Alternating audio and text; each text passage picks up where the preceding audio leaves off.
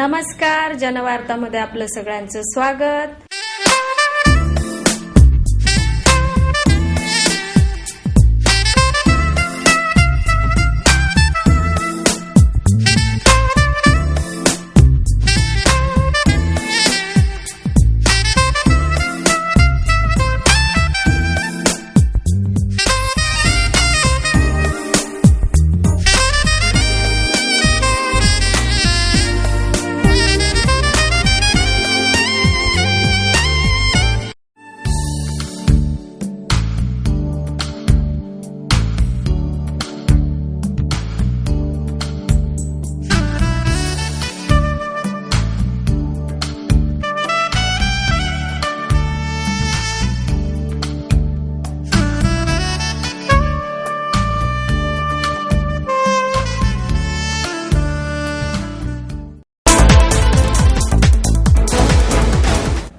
प्रभाग क्रमांक 48 मध्ये फेर मतदान घेण्यात यावे या मागणीसाठी सर्वपक्षीय उमेदवारांनी जिल्हाधिकारी कार्यालयासमोर लाक्षणिक उपोषण केले।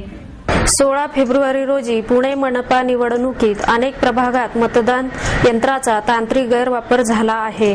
या सर्वच प्रभागांमध्ये वायफाय तंत्राचा तसेच ब्लूटूथ तंत्राचा गैरवापर करून राष्ट्रवादी काँग्रेस, मनसे, शिवसेना, भाजपा, काँग्रेस पक्षातील नगरसेवक निवडून आले आहेत। विजयी उमेदवार आणि पराभूत उमेदवार यांच्यात अनेक ठिकाणी 4 ते 5 हजार मतांचा फरक आहे।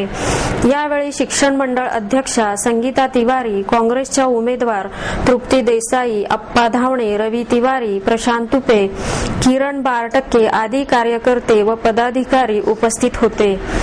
निवडणुकीसारख्या लोकशाही पद्धतीत या सर्वांनी लोकशाहीचाच खून केलेला आहे। त्यामुळे या सर्वांच्या मागे मोठे रॅकेट कार्यरत असून त्याची सखोल चौकशी करण्यात यावी तसेच फेर मतदान घेण्यात यावे अशी मागणीही संगीता तिवारी यांनी केली। आमची सर्वांची भूमिका हीच आहे की मशीन टॅम्परिंग हे झालेलं आहे याच्यामध्ये आणि हा कोणत्या लाट किंवा कोणत्या पक्षाचा विशिष्ट पक्षाचा याच्यामध्ये विजय झालेला नाहीये। हा विजय आहे मशीन टॅम्परिंग म्हणजे डेमोक्रेसीचा मर्डर केला गेलेला आहे। आमच्याकडे प्रत्येकाकडे हा माणूस येऊन भेटून गेलेला आहे, पैशाची ऑफर झालेली, आम्ही मशीन टॅम्परिंग करतो, आमच्याकडे मेंटेनन्स आहे, आम्ही हे करू शकतो आणि आम्ही त्या लोकशाहीचा मर्डर करू इच्छित नाही। त्यामुळे आम्ही त्यांना हाकलून दिलं। त्याच्यानंतर ते आमच्या अपोजिट ग्रुपकडे जाऊन हे सगळं मशीन टॅम्परिंग करून हे वोटिंग झालेलं आहे। म्हणजे ही जी इलेक्शन आहे याला फेअर इलेक्शन होणं गरजेचं आहे, तेव्हाच लोकांच्या मताला किंमत येईल। नाही तर आज लोकांचाही सगळ्यांच्या मताचा एक धोका दिला गेलेला आहे असं आमचं स्पष्ट मत आहे। कारण का आमच्या भागामध्ये जो उमेदवार घराच्या बाहेर पडत नाही, जो प्रचार करत नाही, तो निवडून कसा येतो, त्याला कारण काय आहे हे तर कळलं पाहिजे। कुठं समाजात नाव नाही, काम नाही। आम्ही आज इतके दिवस काम करतोय, त्याच्यानंतर आम्हाला जर न्याय मिळत नाही, त्यानंतर या गोष्टी लक्षात आल्या की आपल्याकडे आलेला जो माणूस आहे हा त्यांच्याकडे संपर्कात असणार, त्याच्याशिवाय ही जादू होऊ शकत नाही। त्यामुळे this is a murder of democracy. सर्व पक्षीय इथं सगळे जे उभे आहेत त्या सगळ्यांचं म्हणणं हेच आहे, मशीन टॅम्परिंग झालेलं आहे। हा विजय मशीन टॅम्परिंगचा आहे, उमेदवारांचा नाहीये। आम्हाला फेर मतदान पाहिजे सगळ्यांना। आणि पोलीस कंप्लेंट दिलेले आहेत, जे लोक हे केलेलं आहे उद्योग त्यांची कंप्लेंट दिलेली आहे सहकारनगर पोलीस स्टेशन आणि भारतीय विद्यापीठ पोलीस स्टेशन। अद्याप त्यांना ताब्यात घेऊन कारवाई झालेली नाही। माझं नाव सौ तृप्ती प्रशांत देसाई, मी काँग्रेसचे उमेदवार आहे। आज आम्ही पुणे शहरातील अनेक प्रभागातील सर्वपक्षीय उमेदवार एकत्र झालोय आणि अनेक ठिकाणी वोटिंग मशीन मॅनेज करण्याचा प्रयत्न केलेला आहे। तर लोकशाहीला काळीमा फासणारी घटना आहे। लोकशाही पद्धतीमध्ये जर असा लोकशाहीला काळीमा फासणार असेल आणि जर उमेदवार प्रचार न करता घरात बसून निवडून येणार असतील तर आमचा सगळ्यांचा विरोध आहे त्याला। आणि फेर मतदान हे झालंच पाहिजे अशी सगळ्यांची मागणी आहे आणि फेर मतदान झालं पाहिजे आणि ते बॅलेट पेपरवरती झालं पाहिजे। वोटिंग मशीनची प्रक्रियाच रद्द झाली पाहिजे, कारण अशा पद्धतीने वायफाय तंत्रज्ञान आणि ब्लूटूथने जर मशीन मॅनेज होत असेल तर बॅलेट पेपर पद्धतीने फेर मतदान घ्यावं अशी आमची निवडणूक आयुक्तांना आणि सगळ्यांना विनंती आहे। मंगळवारी मध्यरात्री मंगळवार पेठेतील भीषण आगीत 150 झोपड्या जळून खाक झाल्या। मंगळवार पेठेतील जुना बाजार आखाड्याजवळ भीषण आग लागून सुमारे 150 झोपड्या खाक झाल्या. रात्री पाऊणच्या सुमारास आग लागल्याचे रहिवाशांच्या लक्षात आले. त्यानंतर अग्निशमन दलाच्या सुमारे 16 गाड्या आणि 5 बंब घटनास्थळी पोहोचले. दरम्यान आगीने रौद्र रूप धारण केले. स्थानिक रहिवाशांच्या म्हणण्यानुसार रात्री या परिसरात फटाके वाजत होते. त्यातूनच ही आग लागली असावी. भंगाराचं कागदाचं दुकान आहे रद्दीचं, तिथं पहिली आग लागली. ते 25 फुटाचं दुकान आहे. त्या आगला तशी शेजारी असलेल्या फ्रीजचं दुकान गोडाऊनपर्यंत पसरत गेली. तर तिथं कॉम्प्रेसर आणि सिलेंडरचे स्फोट झाले तिथं मोठे. त्याच्यामुळे अजून आग भडकली. ती मागं 10-15 घरं होती, ते 15 घरं जळाली. त्यात जीवित हानी काय झालेली नाही. तिथं 12:49ला कॉल आलेला आहे अग्निशमन दलाला आणि कॉल आल्याबरोबर साधारण 2-3 गाड्या, कारण झोपडपट्टी असल्यामुळे आणि जुना बाजार झोपडपट्टीमध्ये यापूर्वी असे इन्सिडेंट घडलेले आहेत. तर त्याच्यामुळे आम्ही साधारण 3 ते 4 गाड्या लगेच सोडल्या. पहिली गाडी पोहोचत त्यांनी सांगितलं की आग फार मोठ्या प्रमाणामध्ये आहे, म्हणून मग इतरही गाड्या, सध्या 11 गाड्या आणि 5 वॉटर टँकर या ठिकाणी काम करतायत. पर्यंत कोणी नाही, कारण इथल्या नागरिकांना आणि कार्यकर्त्यांना मी विचारलं, परंतु त्यांच्याकडनं असं कळालं की अजून कोणी इंजोर्ड नाही. परंतु साधारण 4 ते 5 सिलेंडर्स, कारण इथे या ठिकाणी फ्रीजचं गोडाऊन आहे. आता कदाचित इथल्या लोकांना माझ्यापेक्षा जास्त माहिती असेल, परंतु 5-6 ब्लास्ट झाले त्याचे कॉम्प्रेसर्स वगैरे. गरिबांची संख्या भारतात जास्त आहे, यासाठी पुनरुज्जीवी प्रकल्पाचा विचार गांभीर्याने केला पाहिजे, असं मत निसर्ग अभ्यासक डॉक्टर प्रकाश गोळे यांनी व्यक्त केलं.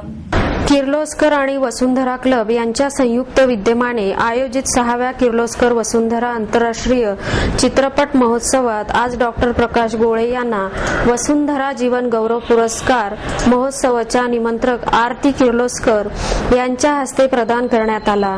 पर्यावरण पत्रकारितेचा पुरस्कार बहार दत्त यांना देण्यात आला. या कार्यक्रमात महोत्सवाचे अध्यक्ष विजय वर्मा, संयोजक वीरेंद्र चित्राव यांची प्रमुख उपस्थिती होती. डॉक्टर गोळे म्हणाले, तंत्रज्ञानाशिवाय आधुनिक युगात माणसाचे जगणे अशक्य असल्याचे आपण समजतो. भारतात जगातील 2% जमीन असली तरीही जैवविविधता 8% आहे. त्यामुळे आपल्या देशाने खनिज तेल यांची आयात करण्यापेक्षा तो पैसा जैवविविधता वाचवण्यासाठी वापरल्यास अनेक प्रश्न सुटतील. माणूस इतर जीवाचा नाश करत असला तरी दुसरीकडे त्याच्या पुनरुज्जीवनाचे तंत्रही तो शोधून काढत आहे, पण त्याचा अवलंब होणे गरजेचे आहे. पुनरुज्जीवी प्रकल्पाचा विचार गांभीर्याने होणे आवश्यक आहे, असेही डॉक्टर गोळे यांनी सुचविले.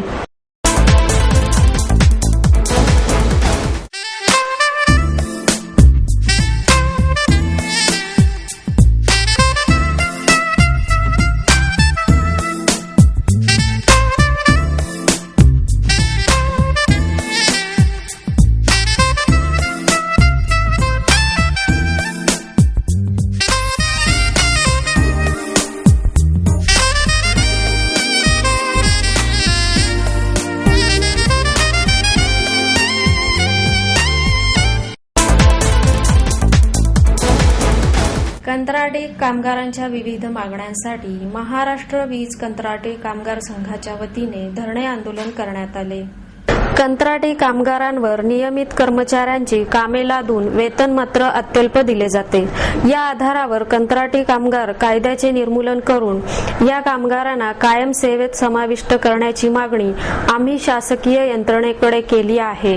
वेतन देण्याचे कायद्याचे पालनही आपल्या अधिकार क्षेत्रात केले जात नाही. दर महिन्याचे वेतन पुढील महिन्याचे 10 तारखेपूर्वी न देणे, पगाराच्या चिठ्ठ्या न देणे, पीएफ, ईएसआय, पीटी यांची कपात मनमानीपणाने करणे, त्यांचा कंत्राटदारांच्या हिश्शासह भरणा वेळेत न करणे इत्यादी गंभीर बाबी निदर्शनास आणूनही नोटीस काळात त्यावर उपाययोजना झाल्याचे दिसत नाही, असेही कंत्राट कामगार संघाचे अध्यक्ष शरद संत यांनी सांगितले. महाराष्ट्र वीज कंत्राटी कामगार संघाची स्थापना 2008 मध्ये डिसेंबर महिन्यात झाली. आपण फेब्रुवारी 8 मध्ये ज्यावेळी संपूर्ण महाराष्ट्रभर संपर्क अभियान राबवलं होतं, त्यामध्ये कंत्राटी कामगारांचे विविध प्रश्न आपल्या समोर आले. त्यावेळी कंत्राटी कामगारांना 2 ते 2.5 हजार रुपये महिना एवढंच वेतन मिळत होतं. परंतु संघटनेच्या स्थापनेनंतर आपण पहिली मागणी केली की कंत्राटी कामगारांना दररोज 200, 220, 240 हे जे वीज मंडळाने 2006 मध्ये सर्क्युलर काढलं होतं त्या सर्क्युलरप्रमाणे पगार मिळाला पाहिजे.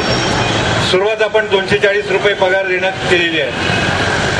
त्यानंतर आपण डिसेंबर 2009 मध्ये लेबर कमिशनवर सुमारे 550 कंत्राटी कामगारांचा मोर्चा नेला होता आणि आपली सर्व प्रकरणं ही आपण शासकीय यंत्रणेकडे सोपवली होती. आणि त्यामध्ये आपण मागण्या केल्या होत्या की कंत्राटी कामगारांना 2-2, 3-3 महिने पगार मिळत नाहीत. हा शहरी भागातला प्रकार होता. ग्रामीण भागामध्ये 4-4, 5-5 महिने पगार मिळत नव्हते. कुठल्याही कामगाराचं वेतन हे मुख्य नियोक्त्याच्या प्रतिनिधीसमोर केलं जात नव्हतं. त्याचप्रमाणे पगाराची स्लिप दिली जात नव्हती. तर अशा मागण्या आपण जेव्हा लेबर कमिशनकडे दिल्या त्याच्या या 2 वर्षामध्ये कमीत कमी 14-15 अशा बैठका झाल्या आणि त्या बैठकीमधून सूचना या वीज मंडळाच्या व्यवस्थापनाला दिलेल्या आहेत. कशा प्रकारचं वेतन दिलं जावं यासंबंधी सूचना दिल्या होत्या. त्याचप्रमाणे मुख्य कार्यालयाने आपल्या मागण्याची दखल घेऊन किमान वेतन ठरवून दिलं. त्याप्रमाणे 5,800 रुपये हे स्किल्ड लेबरला पैसे मिळाले पाहिजेत. त्याचप्रमाणे महागाई भत्ता त्याला स्पेशल अलाउन्स म्हणतात तो 1024 रुपये आता सध्याचा रेट आहे तो मिळाला पाहिजे. 5% त्याला घरभाडे भत्ता मिळाला पाहिजे आणि 21 दिवसाला एक याप्रमाणे रजा दिली नाही पगारी रजा तर त्याचा लिव्ह एनकॅशमेंट अलाउन्स म्हणून 4% दिला पाहिजे. अशी रक्कम जवळ 7,500च्या आसपास येते. त्यामधून 12% कामगारांचा प्रॉव्हिडंट फंड कापला गेला पाहिजे. ते प्रॉव्हिडंट पैसे त्याचबरोबर कंत्राटदाराचे स्वतःचे 12% पैसे असे 24% रक्कम ही कंत्राटदाराच्या अकाउंटवर जमा झाली पाहिजे. अशा प्रकारचे शासकीय नियम आहेत. कॉन्ट्रॅक्ट लेबर ऍक्ट तसं सांगतो. परंतु प्रत्यक्षात त्याची अंमलबजावणी या वीज मंडळाच्या व्यवस्थापनाकडून होत नाही. कॅम्प परिसरात मद्यधुंद सुमो चालकाने 7 वाहने चिरडून 3 जणांना जखमी केले. ऋषभ भालचंद्र तळेकर असे त्या चालकाचे नाव आहे. दरम्यान समीर रऊफ लखानी, आनंद फुलचंद जैन, राकेश दत्तात्रय नवलीकर हे जखमी झाले आहेत. महात्मा गांधी रस्त्यावर मंगळवारी रात्री 9च्या सुमारास तळेकर हा अलंकार चौकामधून नो एंट्रीतून आला. यानंतर त्याने ट्रायलक चौकातून पुलगेट चौकाकडे जाताना 4 कार आणि 3 दुचाकींना जोरदार धडक दिली होती. यावेळी कारच्या रस्त्यामध्ये आलेल्या समीर लखानी याच्या नाकाला आणि हाताला मार लागला.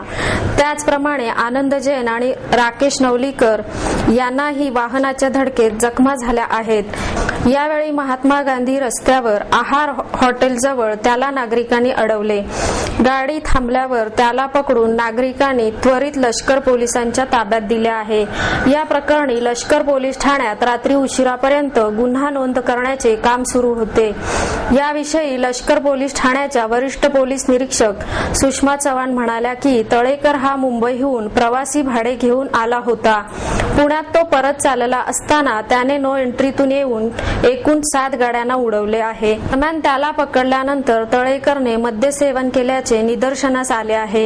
या प्रकरणी पुढील कारवाई सुरू आहे. रात्री उशिरापर्यंत व्यस्त असणाऱ्या MG रस्त्यावर झालेल्या या घटनेमुळे परिसरात तणावाचे वातावरण होते.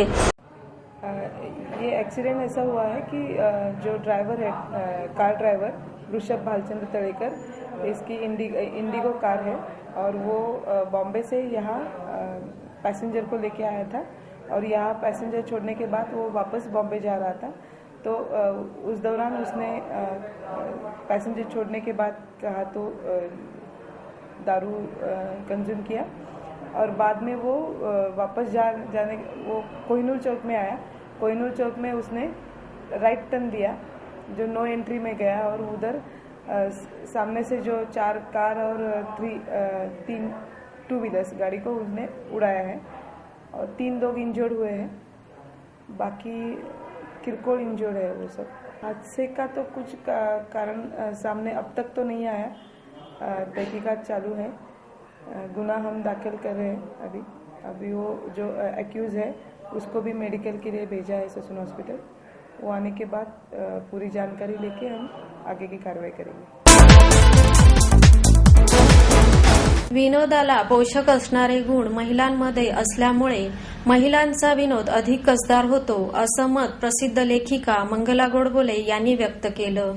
महाराष्ट्र साहित्य परिषदेतर्फे ची.व्ही. जोशी पुरस्कार अपर्णा पाटणकर आणि पराग लोणकर यांना मंगला गोडबोले यांच्या हस्ते प्रदान करण्यात आला। साहित्य परिषदेच्या कार्याध्यक्षा डॉक्टर माधवी वैद्य, प्राचार्य मिलिंद जोशी, सुनील महाजन यावेळी उपस्थित होते। गोडबोले म्हणाल्या, सध्या होत असलेले दारुण करुण असे विनोदाचे कार्यक्रम होत असताना केवळ शाब्दिक कोट्यांवर आधारित असलेला विनोद फार काळ टक धरत नाही, त्यात दृश्यात्मकता हवी। ची.व्ही. जोशींची विनोद भाषा आपल्या कुटुंब जीवनाला प्रखर आरसा दाखवायची। थक्क करणारी कल्पनाशक्ती, मुक्तता, न्यायबुद्धी हे त्यांच्या विनोदाची वैशिष्ट्ये। दैनंदिन भाषा, अनुभव, वाङ्मयीन भाषा, अनुभव हे एकच आहे असं ते शिकवायचे। अपर्णा पाटणकर म्हणाल्या, आपल्या अनुभव विश्वातून आपण लिहित राहावं। 25 वर्षापूर्वी ची.व्ही. जोशी कथा पारितोषिक मला मिळालं होतं, त्यानंतर त्यांच्याच नावाचा हा पुरस्कार मिळाल्याने मला आनंद झाला आहे, असेही पाटणकर म्हणाल्या।